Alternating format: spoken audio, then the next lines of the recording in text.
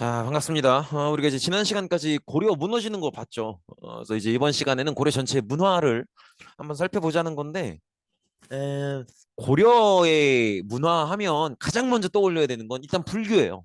불교가 제일 핵심에 있고, 그래서 우리가 가만 생각해 보면은 고려라는 나라를 건국한 세력도 지방 호족, 그죠? 그 다음에 지방 호족의 브레인 역할을 했었던 육두품, 그죠? 그 다음에 얘들이 같이 특히나 지방 호족 중심으로 믿었던 게 불교의 선종이잖아요. 건국 세력부터가 이렇게 불교를 믿고 있기 때문에 기본적으로 고려는 불교가 가장 문화의 중심에 있고요. 그 다음에 이제 문벌 귀족들이 지배층으로 올라가면서 귀족 문화 발달하고 뭐 이런 것들이죠. 그래서 이제 뭐 귀족 문화를 상징하는 것들 하면 뭐 되게 많이 이것저것 있지만 역시 나중에 또 보실 상감청자가 있고요. 아무튼 이런저런 문화적인 얘기를 한번 해보도록 할 텐데 역시 그 중심엔 불교가 있죠. 그래서 고려는 고려 초부터 불교가 상당히 많이 발달합니다. 건국자였던 태조 왕건부터가 굉장히 불교에 신경을 많이 써서 자기가 이제 후삼국을 통일하는 걸 기념해서 수도 개경에다가 개태사라는 새로운 세상을 열었다 이런 뜻이거든요. 그런 절도 세우고 또 훈유십주 기억나시죠? 자기 후대 왕들한테 알려주는 왕 매뉴얼. 거기다가도 불교 되게 중요하고 사찰들 되게 중요하니까 사찰 내가 충분히 지어놨으니까 함부로 더 짓거나 부시지 말아라 막 이런 얘기도 하고. 그래서 불교를 굉장히 건국 시작부터 중요하게 여겼던 그런 모습을 보여주죠. 그다음에 뭐 연등회, 팔관회 이런 불교 행사도 진행을 하고요. 연등회는요, 이런 불교 행사라고 보시면 돼요. 불교 행사라고 보시면 되는데 그 연등 아시죠? 연등 왜 부처님 오신 날쯤 되면 주변에 절들 있으면 이렇게 막 그 절을 중심으로 이렇게 주변에 길거리에 이렇게 연등 쭉 달아놓잖아요. 그런 식으로 하는 행사가 연등회예요. 이런 식으로 예. 연등 쭉 달려 있죠. 요건 이제 오늘날의 연등회인데 이런 식으로 이렇게 길거리에도 연등을 쭉 달아놓고 그다음에 이제 뭐 스님들이나 시민들도 이렇게 연등 들고 나와서 축제하는 게 연등회고요. 그래서 철저하게 불교 행사죠.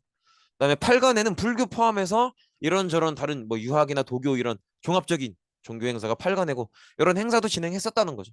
그다음에 나중에 기억하시겠지만 광중 때 과거제 실시되는데 그중에 이제 스님들이 보는 과거인 승과도 실시가 됐었죠. 그래서 이 승과에 합격해서 이제 승진을 쭉 하면 그러면 여기까지도 뭐 국사, 왕사까지도 올라간다고 하죠.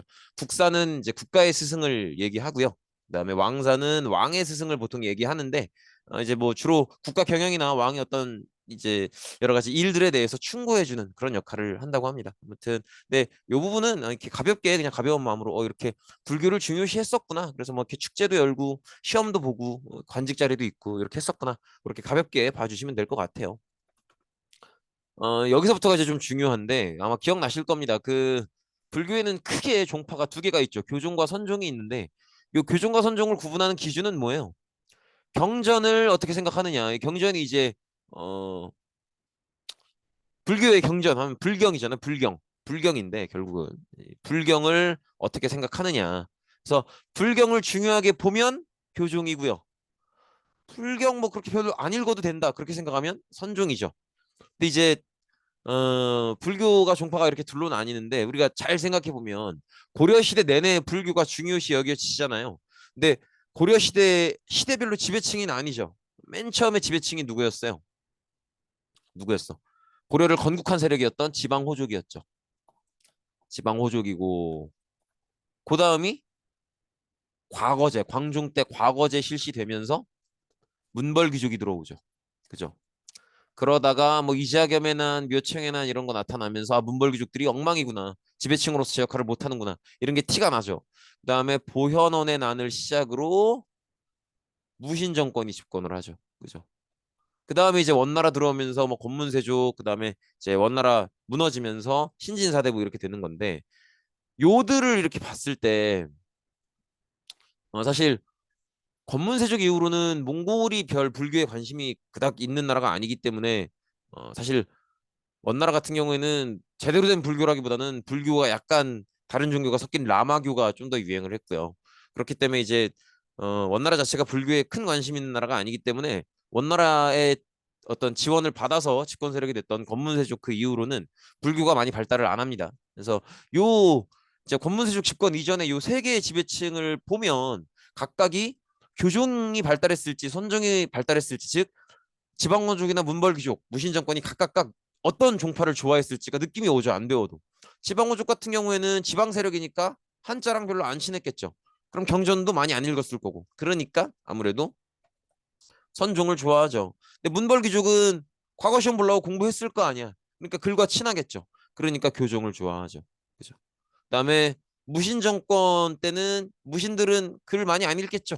그러니까 또 선종을 다시 좋아하는 거죠. 이런 느낌인데 요쯤 오잖아요. 문벌귀족 시기 되면은 어떤 형식이 되냐면 문벌귀족들은 다 관직이 있으니까 중앙에 있잖아요. 그러니까 고려가 이런 식이 되는 거야. 중앙에 여러 관직자들은 교종을 좋아해요. 근데 여전히 지방에는 지방 향리라 그래서 지방 호족 세력들이 여전히 있죠. 여긴 또 선종을 좋아하는 거라고. 그러니까 전반적으로 요 시기가 되면 요 시기가 되면 교종과 선종이 대립하는 모습을 보여주는 거죠. 이제 정부 입장에서는 중앙에서는 교종이 인기가 많고 지방에서는 선종이 인기가 많고 이렇게 대립세니까 중앙 정부 입장에서는 이걸 화해시키고 싶은 마음이 있겠죠. 그 정도도 한 번쯤은 생각해 볼 만하다는 거죠. 그래서 이렇게 고려 초에는 지방호족 후원을 받으면서 선종이 유행을 했고요. 그래서 이렇게 경전을 읽지 않고 참선과 수행으로 깨달음을 얻는 선종이 유행을 했었고 문벌 귀족들이 성장하면서 점차 이제 경전을 중시하는 교종이 성장하면서 아까 얘기했던 것처럼 중앙의 관직자들 문벌 귀족들은 교종을 좋아하고 지방의 지방 호족 출신의 향리들은 선종을 좋아하는 그런 모습이 보여지면서 교종과 선종이 대립을 하게 된다는 거죠. 그러니까 이제 정부 입장에선 교종과 선종을 좀 화해시키고 싶은, 통합하고 싶은 그런 마음이 있는 거죠. 이런 식으로 대립을 하니까 어떤 이런 대립을 화해를 시켜야 된다는 거죠. 그래서 화해를 시도하는데 본격적인 요 대립이 이루어졌던 건 언제부터겠어요? 문벌 귀족들이 본격적으로 등장하는 게 광종 과거제 이후니까. 그래서 광종 때부터 조금씩 교종과 선종의 대립이 보였고 이걸 통합시키려는 노력도 광종 때 조금씩 시작이 된다는 거죠. 그래서 광종 때 균열라는 스님을 통해서 통합을 시도한 적이 있었고요. 잘 안 됩니다. 잘 안 되고 의천이라는 분이 계신데 이제 이분은 스님일 거 아니에요. 스님이신데 이분 자체가 왕자님이세요. 그 왕자로 태어나신 분이야. 그래서 고려 문종의 아들이고요. 숙종이랑 형제입니다. 이분 자체가 왕자 출신이기 때문에 중앙 중에 중앙에 있는 사람이죠. 이 사람은 당연히 교종을 좋아했겠죠. 근데 이제 교종과 선종의 통합을 시도하기 위해서 본인이 교종이니까 교종 중심으로 선종을 통합하려고 하는 거죠. 그래서 이분은 이런 얘기를 해요. 교관 겸수 이런 얘기를 합니다. 그리고 천태종을 개창해서 교종 중심으로 선종을 통합하려는 모습을 보이는데 교관 겸수가 무슨 얘기냐? 이 수는 공부할 때 혹은 닦다 뭐 이런 뜻인데 그러니까 공부한다는 뜻이에요. 그래서 우리가 수능 시험 볼 때 그 숫자가 이 숫자야. 그래서 겸수는 같이 공부를 해야 된다는 거예요. 그래서 교관 겸수하면 교와 관을 같이 공부해야 된다. 근데 이 교가 교중의 교고요. 관은 직관이라 그래서 선종식 수행법을 얘기해요. 아무튼 교관 즉 교종식 공부와 선종식 공부를 함께 공부해야 되는데 교종을 지금 앞에 세워두고 있죠. 그러니까 교종 중심 통합을 얘기하는 거죠. 본인이 왕자고 중앙 중에 중앙에 있으니까 그런 얘기를 하는 거예요. 그래서 의천은 왕자로서 중앙에 있는 사람으로서 교종 중심의 선종 통합을 주장했었다라는 거죠. 그다음에 무신 정권기가 되면 아무래도 교종이 쇠퇴하고 선종이 인기가 많아지겠죠. 그러면서 선종 승려였었던 진우를 중심으로 뭐 중심에? 선종 중심의 통합 운동이 진행이 됩니다. 그걸 수선사 결사 운동이라고 해요. 수선사라는 절이 있고요. 진울 스님께서 주로 이 수선사라는 절에서 활동을 하셨던 거죠. 그래서 진울 스님을 중심으로 선종 중심으로 교종을 통합하는 그런 운동이 시도가 됩니다. 그래서 진울 스님께서 이때 선종 중심으로 교종을 통합하기 위해서 했던 얘기가 이런 얘기예요. 도노점수, 정해쌍수. 도노점수라는 건 도노가 깨달음이에요. 깨달음.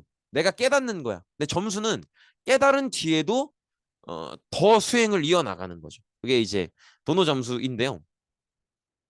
음, 이런 거예요. 예를 들어서 우리가 뭔가를 막 배우려고 되게 열심히 하는데 예를 들어서 막 축구에서 프리킥 가마차기를 하려 그래. 근데 내가 막 몇백 번을 연습을 해보다가 드디어 한 번 성공을 했어요. 그러면 그 성공한 순간, 이렇게 하니까 되네? 그 순간이 돈 오예요. 내가 깨닫는 거지. 근데 한 번 성공했다 그래서 앞으로도 계속 성공하려는 보장이 없죠. 그럼 가능성을 높이려면 어떻게 해야 돼? 연습을 계속 해야죠. 그게 점수예요. 그래서 도노 점수는 도노가 깨달음이고 점수는 깨달은 뒤에도 계속 공부를 해야 된다라는 거고 정해쌍수는 그 공부를 얘기하는 건데 눈치채셨겠지만 쌍수는 역시 같이 공부한다 이런 거예요. 그래서 정과 해 방법을 같이 공부한다 이런 건데 정은 선종식 공부법이고요. 해는 교종식 경전 공부법이에요. 그래서 같이 공부하는데 선종을 중심에 놓고 교종도 곁들여서 공부를 해야 된다 이런 얘기를 하는 거죠. 그래서 정리해 보면 이런 거죠. 음, 의천 스님께서는 교종 중심 통합을 원하셨고요. 그죠? 그래서 교관, 겸수 이런 얘기를 하셨던 거죠. 그다음에 종파로는 천태종을 개창하셨고요. 그다음에 진울 스님께서는 선종 중심 통합을 주장을 하셨고요. 그다음에 정해쌍수 전에 이게 먼저 나와야죠. 도노점수, 정해쌍수를 이야기하셨고 그다음에 수선사 결사 운동을 하셨죠.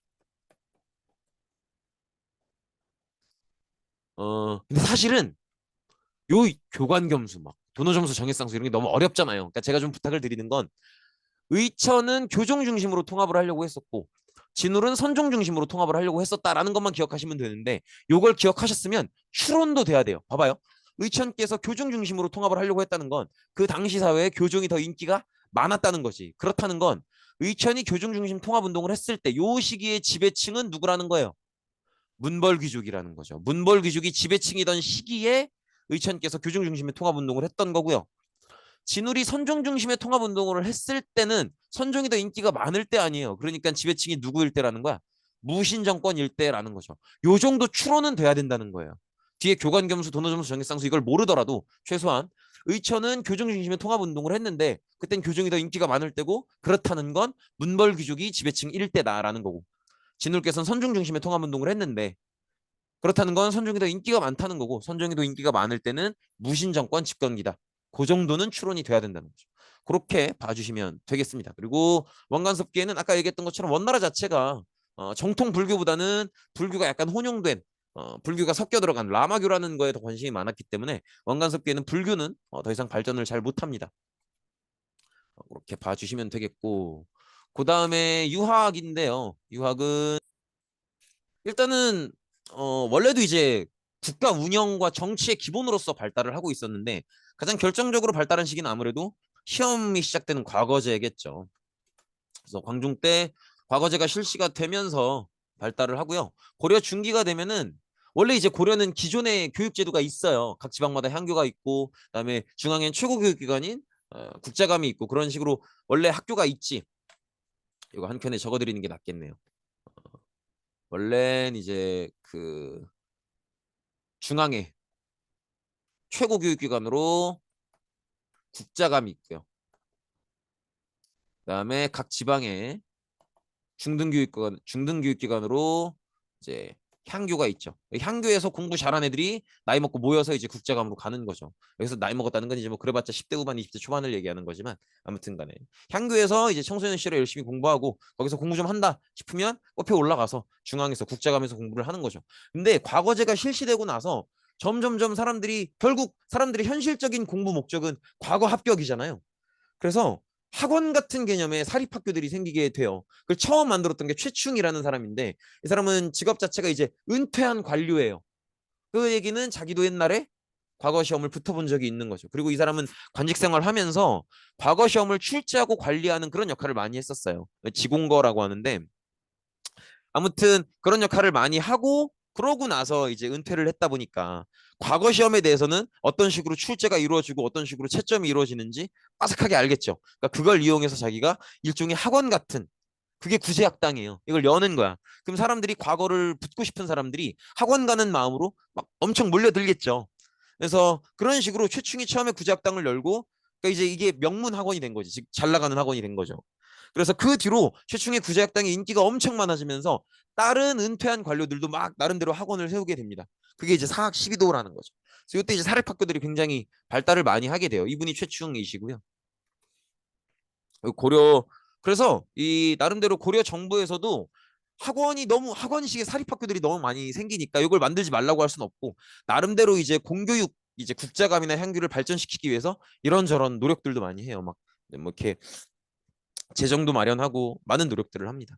그다음에 고려 후기에는 우리가 신진사대부 배웠던 것처럼 성리학이 받아들여지기 시작합니다. 새로운 유학이죠. 좀 더 근본적인 유학이라고 했었죠. 기존 유학이 옳은 행동을 묻는다면 성리학은 인간의 감정이나 우주 만물이 왜 생겨나는지 어떤 원리로 운영되는지 이런 조금 더 근본적인 질문을 던지는 유학이 성리학이라고 했었는데 그 성리학을 이제 고려 후기에 본격적으로 받아들이게 돼요. 그래서 성리학 수용에 좀 앞장서셨던 분들이 안향, 뭐 이재현, 아니면 뭐 이색 이런 분들이 있죠. 그래서 우리가 배웠던 급진파 신진사대부의 정도전이나 온건파 신진사대부의 정몽주 이런 사람들 다 이색의 제자라고 했었죠. 이렇게 보시면 되겠고. 그리고 이제 이렇게 안양이나 이색의 제자들을 중심으로 성리학을 공부하면서 이제 우리 기억나시죠? 공민왕의 성균관에서 공부하면서 성장한 세력이 신진사대부라고 보시면 되겠고 보통은 이제 기존의 불교의 어떤 폐단 이런 것들을 많이 비판하는 모습을 보이죠. 그다음에 역사서도 많이 편찬이 되는데요. 김부식 기억나실까요? 묘청에난 진압했었던 문벌 귀족이 김부식이었죠. 이분이 이제 왕의 명령을 받아서 삼국사기라는 역사책, 삼국시대를 배경으로 하는 역사책을 서술하는데 이거는 유교적인 관점에서 여기서 말하는 유교적인 관점은 소설식으로 쓰여진 게 아니고 정말 입증할 수 있는 사실관계만 체계적으로 쓰는 그걸 유교적 서술이라고 해요. 유교가 역사를 이런 식으로 인식해요. 말도 안 되는 소리는 쓰면 안 되고 정말 사실에 입각해서 정확하게. 그래서 삼국사기는 사실로 입증되는 경우들이 굉장히 많아요. 그러니까 무슨 얘기냐면 삼국사기에 나온 내용을 바탕으로 삼국사기에서 어느 지역에서 전투가 있었다 뭐 이런 식으로 기록이 되면 그 지역 가서 발굴해 보면 실제로 전투 현장이 나와요. 막 병사들의 무기들이 막 묻혀 있다든지 그런 식으로. 그래서 굉장히 객관적이고 합리적인 사실관계에 입각한 그런 서술을 많이 보여주죠. 삼국사기의 특징이고요. 그래서 김부식이 혼자 쓴 건 아니고 팀 저술인데 그 팀장 역할을 했던 게 김부식이죠. 그래서 삼국시대 연구의 핵심 자료로 기능을 하고 있고요. 이분이 김부식 선생님이십니다. 삼국사기 책이 이렇게 있죠. 자료보도 양이 굉장히 많습니다. 어, 그리고 역사책이 또 쓰여지는데 뭐 이기보의 동명완편, 동명완편, 동명왕편, 동명왕 누군지 아시겠죠? 고구려 세웠던 고주몽, 주몽이에요, 주몽. 그래서 동명왕편이라고 하는 건 이제 고구려 초기에 주몽이 왕이 되는 게 동명왕이잖아요. 그래서 그때 역사를 쓴 거죠. 그다음에 이승유의 제왕운기는 요거는 단군조선부터 요때까지의 역사를 쭉 쓴 거예요. 그다음에 이련의 삼국유사는 삼국시대에 나오는 그 삼국시대의 내용 있죠. 어, 삼국사기랑 내용이 보통 겹쳐요. 그래서 삼국유사는 삼국시대를 배경으로 하는데 이제 김부식의 삼국사기가 조금 더 사실에 입각해서 정치를 중심으로 썼다면 이런 스님이시거든요. 이런 스님께서 쓰신 삼국유사는 조금 더 불교적인 시각에서 쓰이는 그런 모습을 볼 수 있죠. 특히나 이제 이규보의 동명왕편은 저건 이제 무신집권기에 쓰여진 책인데 어, 고주몽 고구려의 건국자를 전면에 내세움으로써 조금 우리 민족적인 자주의식 이런 것들을 보여주고요. 그다음에 이승유의 제왕운기나 이른의 삼국유사는 단군을 우리 민족의 시초로 잡아요. 그래서 사실은 이승유의 제왕운기나 이른의 삼국유사는 사실은 원나라가 우리를 간섭할 때 충렬왕 시절에 쓰여진 책들이기 때문에 좀 의도적으로 우리 민족의 어떤 자주의식을 일깨우려고 하는 그런 모습도 보이죠. 그런 모습도 볼 수 있고요. 그래서 이른의 삼국유사는 조금 불교적, 이분 쓴 사람 자체가 스님이기 때문에 이련 스님이 쓰신 거기 때문에 조금 불교적 관점에서 쓰인 면은 있다라는 거죠. 그다음에 나중에 이제 신진사대부들이 등장하면서 뭐 조금 성리학적 역사서라고 하면 이것도 마찬가지예요. 되게 사실관계에 입각하는데 유교적 가치관에서 이제 역사서를 쓰는 걸 성리학적 역사서라고 합니다. 뭐 이재현의 사략 이런 것들이 있죠. 아무튼 그렇고요. 가볍게 보시면 되겠고. 그다음에 이제 도자기 중에 자기인데요. 우리가 보통 이제 도자기 하시면 그릇이잖아요. 근데 도자기는 도기와 자기로 나뉘어요.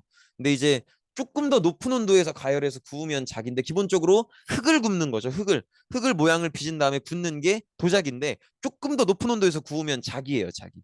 근데 이제 고려 시대의 자기는 청자가 굉장히 유명합니다. 푸른 빛깔을 띠는 그릇이라고 해서 청자인데요.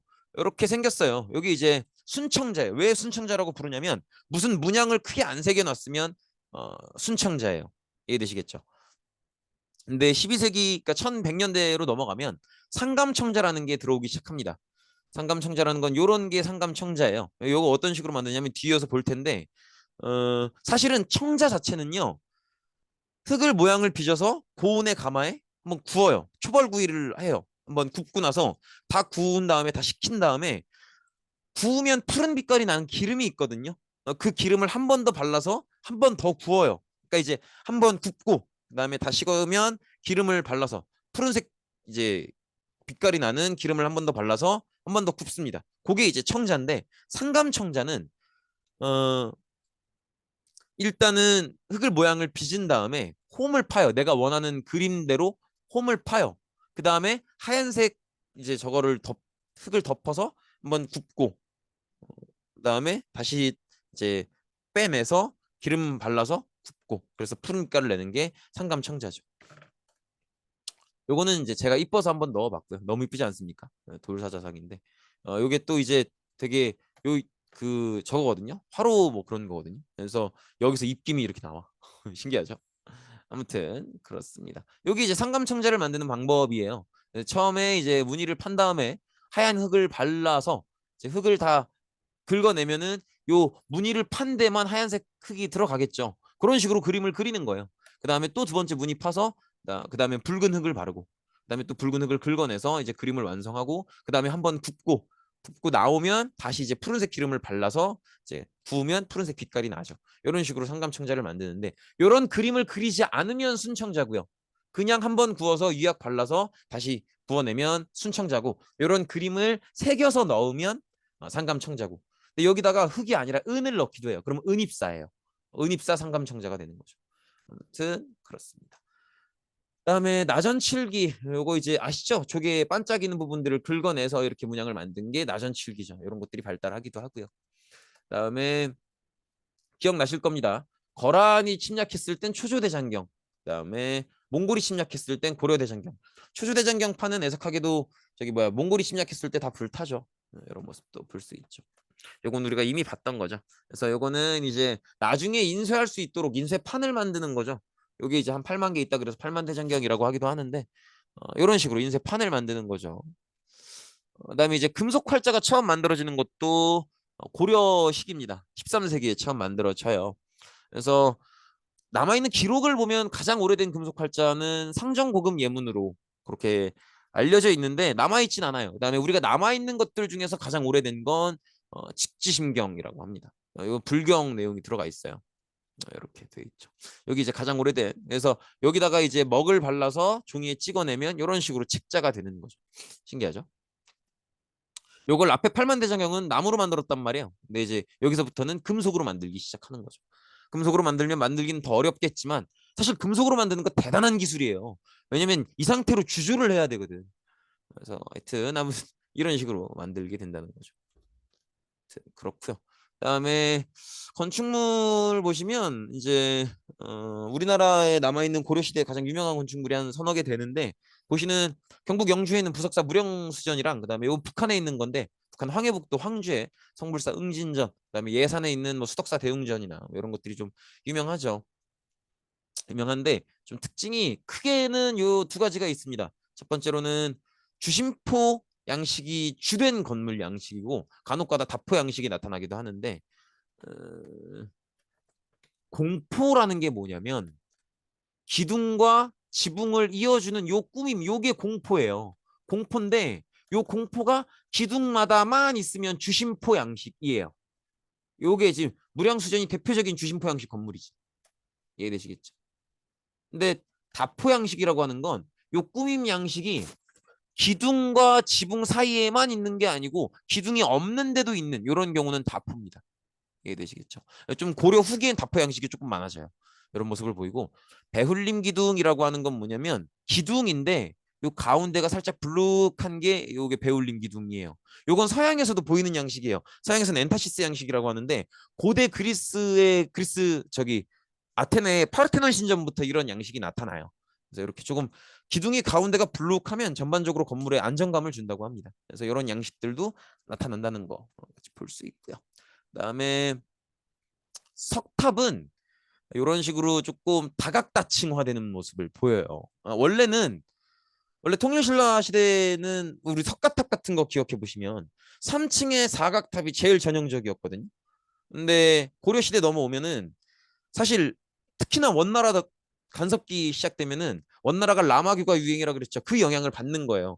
그래서 심지어는 10층 석탑이라고 돼 있죠. 원래 불교 세계관에선 탑은 홀수여야 돼요. 홀수여야 되는데 이런 짝수탑도 나타나기 시작하죠. 그래서 굉장히 다각화, 다층화된다는 거. 그래서 여러 층화가 된다는 거죠. 층수 세는 법은 아시죠? 요 지붕처럼 생긴 거 모양 세시면 됩니다. 하나, 둘, 셋, 넷, 다섯, 여섯, 일곱, 여덟, 아홉. 그래서 9층 탑이고요. 아, 요거까지 세야죠. 아, 죄송합니다.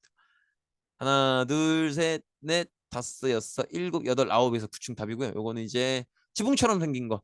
하나, 둘, 셋, 넷, 다섯, 여섯, 일곱, 여덟, 아홉, 열 해서 10층 탑입니다. 이런 식이죠. 그다음에 불상은 고려 문화재의 굉장히 큰 특징 중에 하나가 불상이 고려 시기에만 철로 만든 불상들이 그러니까 모든 불상을 다 철로 만든다 이게 아니고 철로 만든 불상이 유일하게 나타나는 시기가 고려 시기예요. 좀 특이한 모습이죠. 그다음에 고려 불상 하면 이렇게 특이하게 철로 만들기도 하고요. 그다음에 좀 비율미가 조금 떨어지는 보세요. 머리 엄청 길죠? 이게 다 머리야 이게. 거의 인체의 반을 머리로 보고 있잖아요. 이런 식으로 인체 비례미가 굉장히 떨어지는 불상을 만드는 시기도 요 시기입니다. 약간 요거 닮았죠. 그죠? 아무튼 이게 이제 왜 그러냐면 그러니까 쉽게 생각하면 이상한 걸로 만들었거나 못생기게 만들었으면 고려시대 거예요. 근데 이게 왜 그러냐면 고려 불교를 보면 그 이렇잖아요. 어, 중앙은 문벌귀족들이 있으니까 여기는 교종이 유행하고 지방은 지방 호족들이 여전히 있으니까 선종이 유행하죠. 그러니까 이제 지방에선 선종이 유행하고 있으니까 불교의 지방색이 되게 강한 거예요. 그러니까 그 동네의 특징들이 많이 보이는 거지. 그래서 이렇게 좀 비율미도 조금 엉망이고 조금 막 철로 갑자기 만들기도 하고 이런 되게 지방 컬러가 많이 보이는 그런 모습을 보여주는 거죠. 아무튼 그렇고요. 그다음에 이런 식으로 부처님이나 보살을 그린 걸 탱화라고 하는데 탱화도 많이 발달합니다. 요 시대 탱화의 가장 큰 특징은 이런 시스루라 그래야 되나? 이런 반투명한 가만 보시면 투명한 옷을 하나 더 걸치고 있죠. 근데 이제 옷이 투명하니까 그 안에 이제 속살이 이렇게 비치는 거예요. 이런 반투명한 소재의 그림을 많이 그리는 게 또 이 시기의 특징이기도 합니다. 뭐 수월관음도나 양유관음도 이런 것들이 또 이 시기에 고려 불교의 되게 큰 특징이기도 하고 탱화 수준으로는 고려 시대가 가장 높은 걸로 보통 평가를 해요. 아무튼 그런 모습을 볼 수 있죠. 네, 고생 많으셨습니다. 오늘 여기까지입니다.